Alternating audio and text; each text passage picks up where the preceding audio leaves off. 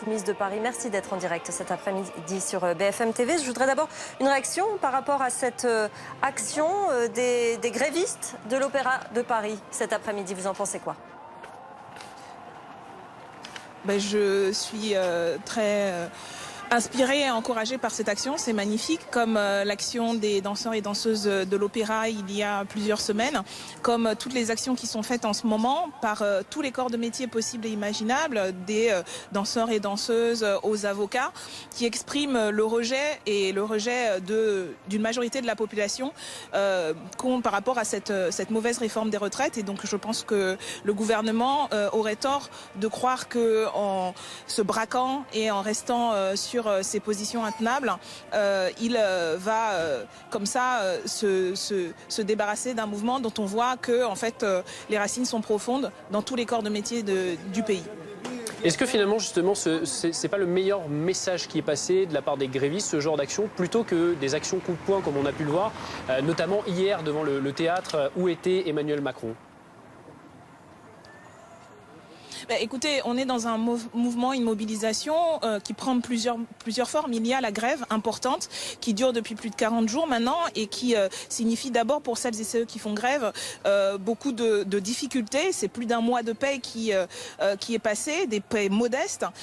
Et donc c'est un mouvement difficile et dur. Et puis il y a toutes les formes d'action. Et ça c'est le mouvement social. Ça a toujours eu lieu. Il y a des interventions en fonction des corps de métier aussi. Chacun fait comme vos collègues par exemple de Radio France qui entonnaient le Nabucco face à la direction. Vous avez voilà, chacun, les grévistes cheminots, ils sont dans les gares, ils occupent des gares. Les uns et les autres expriment à travers leur manière de faire, à travers la grève, à travers des mobilisations, des manifestations. Mais toutes les formes sont légitimes, y compris parce que le combat est légitime et nécessaire. Et surtout, c'est pour l'intérêt général, c'est pour tout le monde. Donc il n'y a pas de bonne ou de mauvaise, il y a surtout une mobilisation qui est légitime, qui est nécessaire et que le gouvernement devrait entendre. Et les formes se diversifient aussi parce qu'on a un gouvernement qui refuse d'entendre raison et qui reste dans sa stratégie d'une réforme pour la finance et pas pour le peuple, qui gouverne contre le peuple, qui gouverne à coups de matraque et d'enfumage. Et ça, c'est insupportable. Dénoncer l'arrestation de Taha Bouafs, c'est ce journaliste militant qui a signalé la présence d'Emmanuel Macron au théâtre des Bouffes du Nord hier soir. C'est normal de donner sur les réseaux sociaux ce genre d'informations pour voilà, une sortie du président de la République? Vous trouvez ça normal, légitime? Écoutez, informer n'est pas un délit. Manifester n'est pas un délit. Monsieur Taha Bouafs est un journaliste. Point. Je sais que ça en défrise beaucoup qu'un jeune homme arabe, sans être sorti des grandes écoles, puisse avoir ce statut, mais il l'est. Il n'est pas plus militant que les nombreux éditorialistes qu'on retrouve sur vos plateaux et qui prennent des positions politiques sans assumer quelles sont les positions politiques. Mais je pense que c'est de notoriété publique que des journalistes ont des points de vue politiques. La différence, c'est que aussi un membre de votre parti, Daniel Obono. Il assume le travail qu'il fait. Non, il n'est pas membre du mouvement. Il a été candidat et c'est quelqu'un avec qui on peut partager des points de vie. C'est quelqu'un avec qui, je vous rappelle que le mouvement de la France Insoumise, il n'y a pas de carte de membre.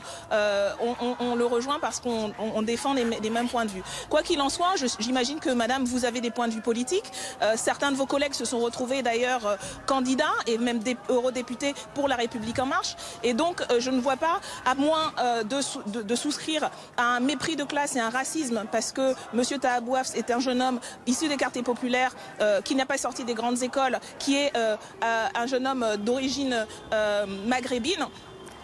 Ça fait rager un certain nombre de gens et ça en défrise bien sûr par mépris de classe et par racisme. Mais autrement, c'est un journaliste. Il est employé pour... Non, c'est tout à fait le sujet, madame. C'est tout à fait le sujet. La question était de savoir si c'était... militant. Moi, je vous parle d'un journaliste tout court. Oui, la question c'était de savoir si finalement je vous l'ai dit dès le départ, c'est un journaliste indiqué tout court que le président était et qu'il a le droit d'informer. Mais ça c'est déjà fait, monsieur. Vous le savez très bien. D'abord, il n'est pas le seul à l'avoir fait. Il n'est pas le premier à l'avoir fait.